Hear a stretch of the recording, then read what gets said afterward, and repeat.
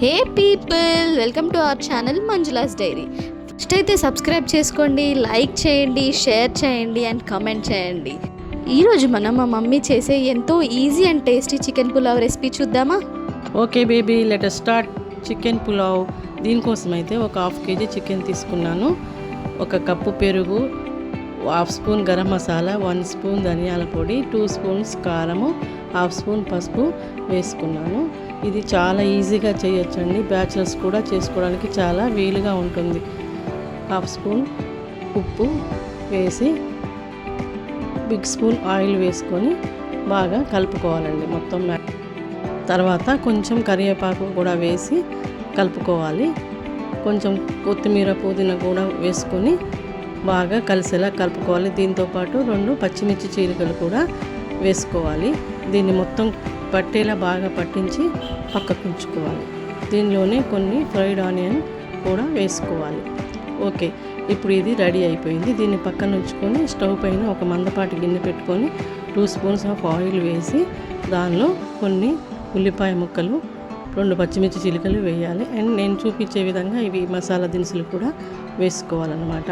దాన్ని కొంచెం కలుపుకొని 1 స్పూన్ అల్లం వెల్లుల్లి పేస్ట్ కూడా వేసి అడుగంటకుండా జాగ్రత్తగా కలుపుకోవాలి. బాగా ఉల్లిపాయలు పచ్చివాసన పోయాక టమాటా 1 వేసుకొని నేనైతే ఒక బిగ్ స్పూన్ హోమ్ మేడ్ వెన్న వేసానండి. తర్వాత కొంచెం కసూరి మేతి కూడా నలిపి వేసి అడుగంటకుండా బాగా కలుపుకోవాలి. ఇలా కొంచెంసేపు కలిపిన తర్వాత ఆయిల్ పైకి తేలిన తర్వాత మనం కలిపి ఉంచుకున్న చికెన్ని కూడా దాంట్లో వేసుకోవాలి. ఇప్పుడు ఈ చికెన్ను బాగా ఆయిల్లో ఫ్రై చేయాలి. అడుగంటకుండా ఫ్రై చేస్తూ ఆయిల్ పైకి తేలే వరకు వెయిట్ చేయాలన్నమాట. కొంచెం సేపు మూత పెట్టి ఉంచి తీసి చూస్తే రెడీ అవుతుంది. ఇప్పుడు చూడండి, ఆయిల్ పైకి తేలింది కదా. ఇప్పుడు మనము 1.5 గ్లాస్ రైస్ తీసుకున్నాను నేను. 3.5 గ్లాస్ వాటర్ పోసి మరిగించాలి.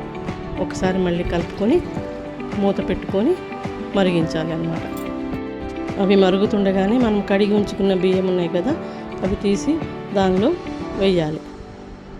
మొత్తం వేసి కలుపుకోవాలన్నమాట. ఇది చాలా ఈజీగా ఉంటుందండి. ఒకసారి ట్రై చేసి చూడండి, మీకే అర్థమవుతుంది. చాలా టేస్టీగా కూడా ఉంటుంది.